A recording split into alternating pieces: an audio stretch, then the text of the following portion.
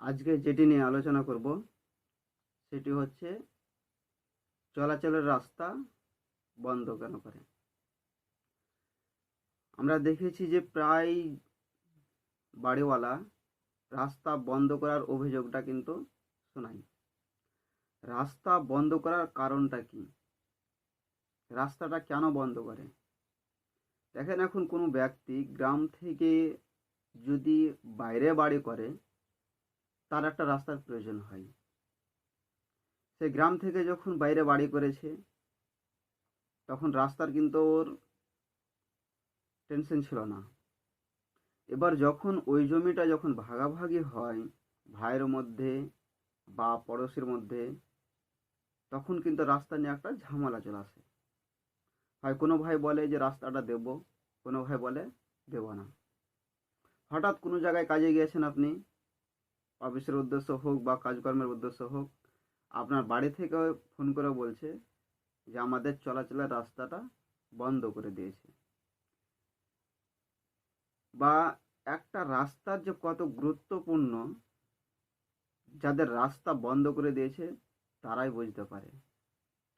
যে রাস্তাটা প্রায় দীর্ঘদিন ধরে আপনি 10 বছর বা 12 বছর একটা চলাচল করছেন, সে রাস্তাটা যদি হঠাৎ কেউ যদি বন্ধ করে দেয়, তাহলে অসম্ভব, অনেক টেনশন হবে।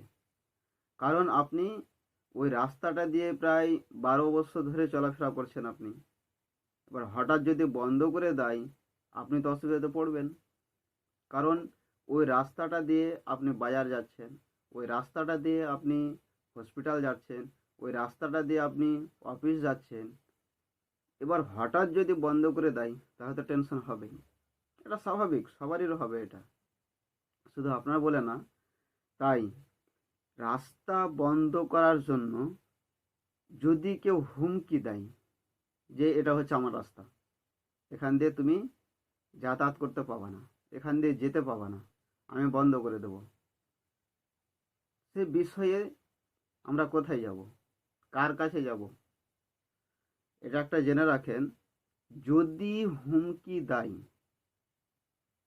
রাস্তা বন্ধ করার যদি হুমকি দেয়, তাহলে আমরা প্রায় 145 ধারা, ফৌজদারি মামলা 145 ধারায় আমরা একটা পিটিশন করব।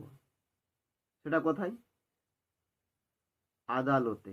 বিজ্ঞ আইনজীবী দ্বারা আমরা 145 ধারায় যখন ফৌজদারি মামলা করব, তখন ওসিল্যান্ডের মাধ্যমে হোক বা এসি হোক, তারা সেই জিনিসটাকে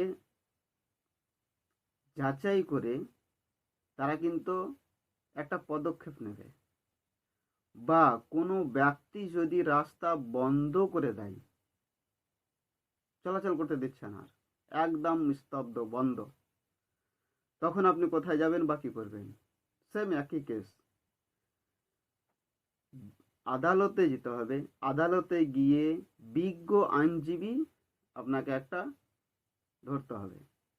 বিজ্ঞ আইনজীবী ধরে 133 ধারা ফৌজদারি মামলায় যখন আপনি আপিল করবেন বা পিটিশন করবেন, তখন কিন্তু এসি মহোদয় বা এসি ল্যান্ড ওসির মাধ্যমে বা ওসিকে নিয়েই সঙ্গে হোক, সেটা সরজমিন কিন্তু তদন্ত করবে। সরজমিন তদন্ত করে সেটা যাচাই করবে।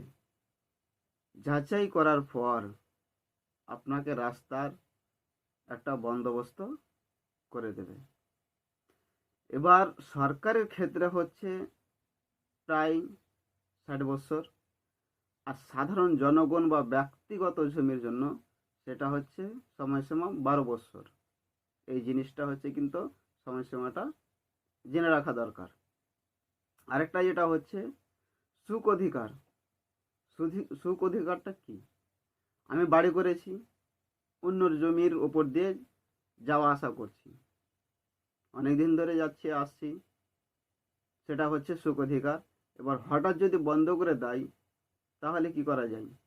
সুখ অধিকারটা হচ্ছে 1882 সালের 26 ধারায় এটি মামলা করতে হয়। ভিডিওটা আজকের এখান থেকে শেষ।